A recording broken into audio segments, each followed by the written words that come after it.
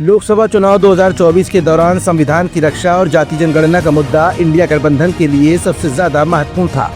लोकसभा चुनाव संपन्न हुए, भाजपा की सरकार बनी और इंडिया गठबंधन लगातार जाति जनगणना के मुद्दे को लेकर जनता के बीच अपनी छवि बनाने में कामयाब रहा। आजादी के बाद से की गई सभी जनगणनाओं से जाति को बाहर रखा गया था।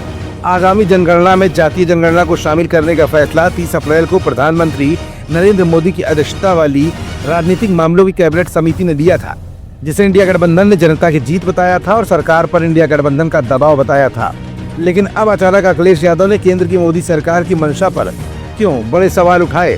सोमवार से शुरू हुई जातीय जनगणना को लेकर अखिलेश के मन में क्या संशय बना हुआ है और आखिरकार अखिलेश केंद्र की मोदी सरकार को आंकड़ों का जादूगर क्यों बता रहे हैं।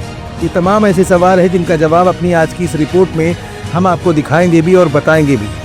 दरअसल समाजवादी पार्टी के राष्ट्रीय अध्यक्ष और उत्तर प्रदेश के पूर्व मुख्यमंत्री अखिलेश यादव ने आरोप लगाया है कि भारतीय जनता पार्टी सरकार पर जातीय जनगणना के आंकड़ों के मामले में भरोसा नहीं किया जा सकता है।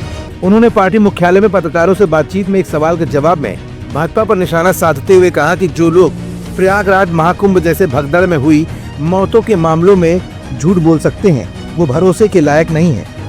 उन्होंने कहा कि ऐसे लोगों पर मतदाता सूची और जातीय जनगणना के आंकड़ों के मामले में भरोसा बिल्कुल भी नहीं किया जा सकता है। भाजपा सरकार कब कौन सा आंकड़ा दे कुछ भी नहीं कहा जा सकता है। उन्होंने अपने कार्यकर्ताओं से कहा कि उन्हें जातीय जनगणना के आंकड़ों पर ध्यान रखना होगा, पूरी तरह सतर्क रहना होगा।